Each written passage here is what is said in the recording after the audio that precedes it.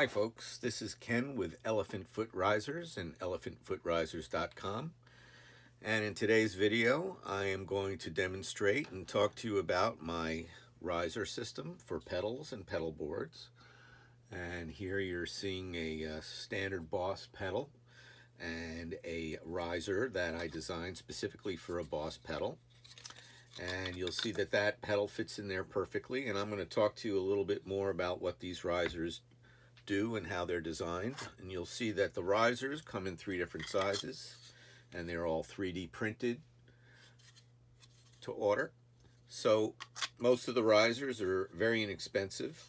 Most of them are $10 or less. And this is also a product that I came up with that I call a frame. And this is designed to be used on a pedal board on the lowest level of your pedal board.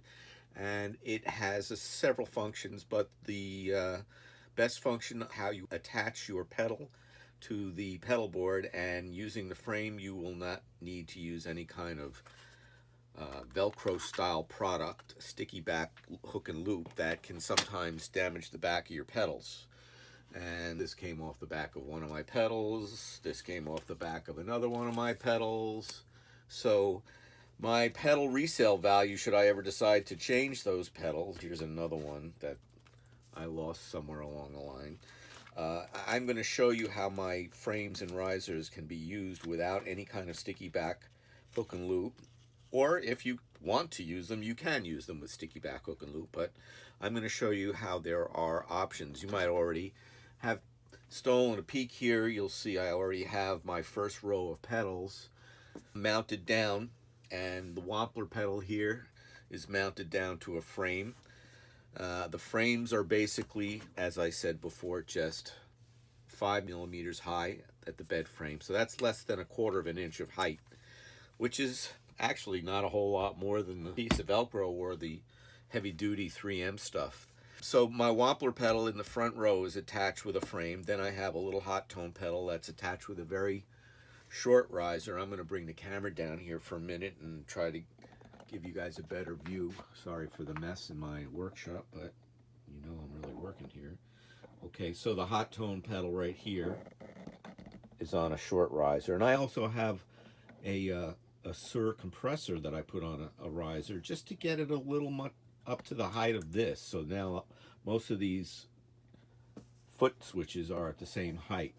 And you'll notice here on the right I have a space. That's a frame that I'm going to demonstrate how to use Velcro cable ties to attach a pedal. We're going to come back to that in a little while. The risers are giving you options for connecting those pedals to the pedal board. That could be using Velcro, as I said before, the old-fashioned sticky back hook and loop. Yeah, you can still use this stuff if you want. Or you can use Velcro cable ties, as you see I have over here. I'm going to come back to that. And I can use that name because they're actually a Velcro product. Or my personal preferences, I like to use tie wraps. Obviously, every way you mount a pedal is going to have advantages and disadvantages. I'm not a big fan of sticky back Velcro. I think it gives you a mushy pedal feel. It tears the labels off the bottoms of your pedals, so the resale value is automatically going to go down by a few dollars. It gives very little security if your pedal board gets moved around in transit and gets turned upside down. A Velcro attached pedal is not going to be nearly as secure as a cable tied attached pedal. You see, I'm lifting up my entire pedal board by one pedal, right? One finger, lift the entire pedal board up. I do want to show you how easy it is to install all of this stuff. Now, I'm installing this onto a wooden pedal board. You can install it onto wood pedal boards, or you can install it onto metal pedal boards. The only difference being what kind of screw you're going to use. In this particular case, since we're using risers for most of these, I'm actually going to use a panhead screw. However, if I was going to be installing this frame today, I would definitely use these flathead screws so that the screws go in and the screw does not interfere with the pedal, so the pedal can remain flush.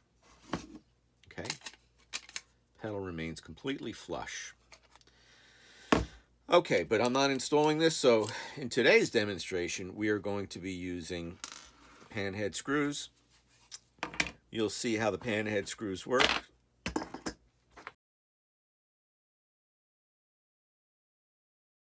And 4. So now I've got all 4 screws poking out the bottom.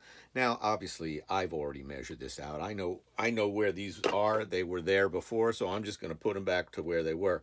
But one of the things I forgot to mention about features of this riser is that you can put your cables underneath, in between, behind, whatever you want, and the footprint of the riser is no larger than the pedal itself. So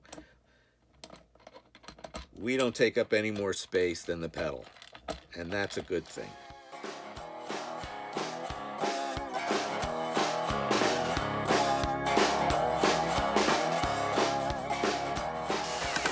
There we go. That's nice and secure. Now, I'm going to run my power cable up through the front. That's going to give me the best. So my power cable is going to come up through the front and go in there. I'm not ready to put that hydra there just yet because I want to put in a couple of more risers. It's probably going to be easier for me to do that later. So let me put the risers in first.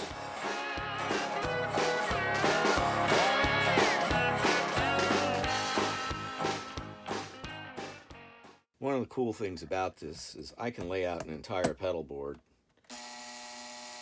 using my riser system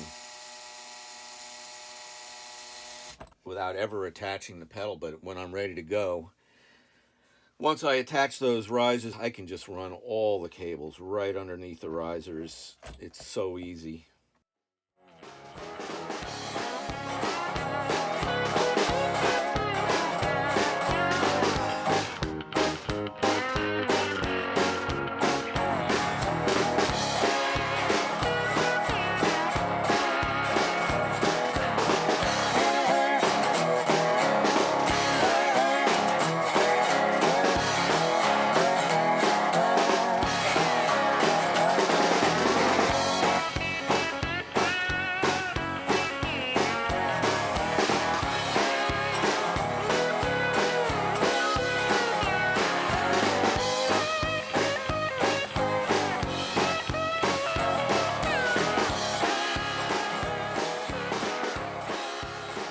Again, there is virtually no difference in terms of the size of the pedal footprint. In other words, the footprint, the size of this pedal, and the size of the actual elephant footprint. And in fact, they should be basically the same, because that's the measurement, okay? Hopefully you get that in the frame. There we go. Okay, enough of that. Let's come back. I'm almost finished.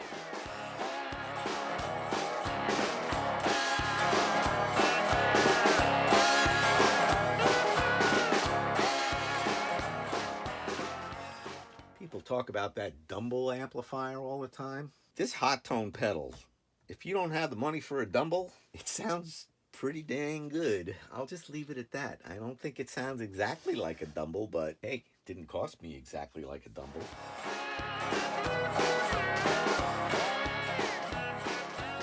So anyway, I'm going to take this standard 1/4 inch by 8 inch Velcro cable tie, run it underneath the frame. You'll notice on the frame it has little elephant feet. So there's 2 millimeters of clearance beneath the frame. The frame bed itself is only 3 millimeters, so the total is 5 millimeters off of the bottom of the pedal board. So that's less than 1/4 inch. That's like nothing. Fat Velcro is going to be close to that. So we really haven't sacrificed anything by using a frame versus sticky back Velcro. Let me give that a good pull.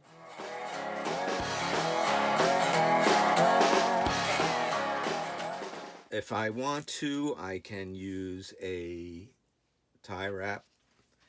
This will work on the smaller pedals because you don't need to double them up, but if you want to put around something like the flashback or the hydro or even something like the gearbox, you're going to have to double these up. So there's an easy way to do that. You simply take a second one,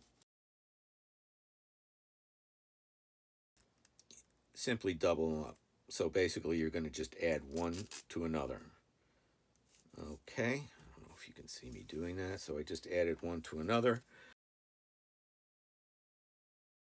And that's not going anywhere. Now, why is that not my absolutely preferred method? Well, this is actually a preferred method for testing stuff out. If I'm going to go out and do a gig and I want to see if I like this pedalboard configuration, but it's not permanent in my head yet, I might use that particular method. If I'm going to permanently attach it, what I call permanently, nothing's permanent, right? Because I'm going to just come along and nip this later to take it off if I want to. But this is the way I like to do it. And the reason I like to do it this way is because there's no pedal mush. There's absolutely no pedal mush. When I stomp down on that pedal, I feel it. I know exactly where that pedal is. It doesn't move. It feels good, and it's not wobbly. And that, to me, is just better ergonomics. It's one less thing I worry about on my guitar, is a pedal coming loose because it's on with sticky back hook and loop.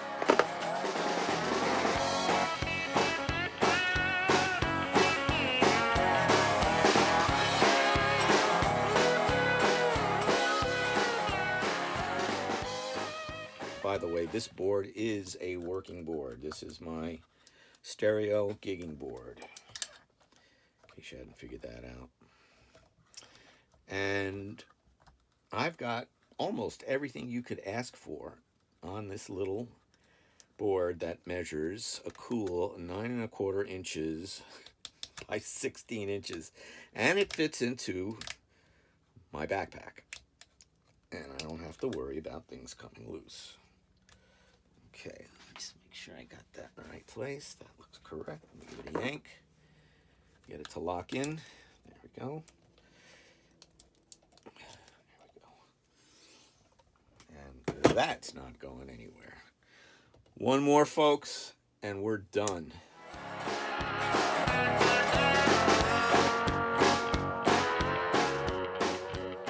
In case anybody's wondering, I'm using a Solutech battery power supply, which are really cool.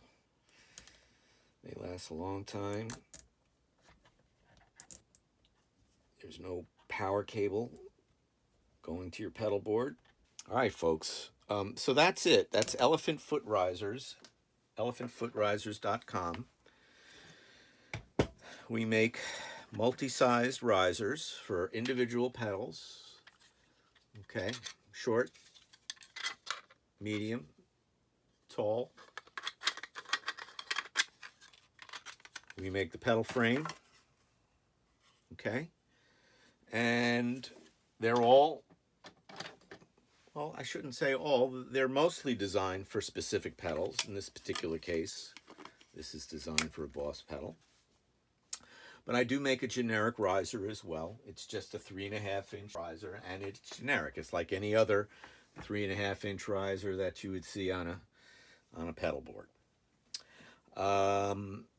Again, no more sticky mess, no more sticky hook and loop that are going to ruin the bottom of your pedals. Unfortunately, those pedals are already not ruined, but they're defaced to a certain degree. By the way, we also make pedalboard handles, if anybody wants one of those. Just as an aside, I know I use some nice pedals here. I shouldn't complain about the price of things, but this pedalboard, well, the piece of wood cost me about $10. I have felt bottoms. By the way, do this with another pedal board. I got these online. It came, I think, like 12 of them. And so there's a couple of bucks for that. And again, you could do a bigger pedal board. You could do a smaller pedal board, but you don't need to spend a lot of money. And this thing is rock solid. Rock solid, man. Not going anywhere. All right, I'll stop banging my pedal board. Ken from Elephant Foot Risers and elephantfootrisers.com. Thanks for hanging out.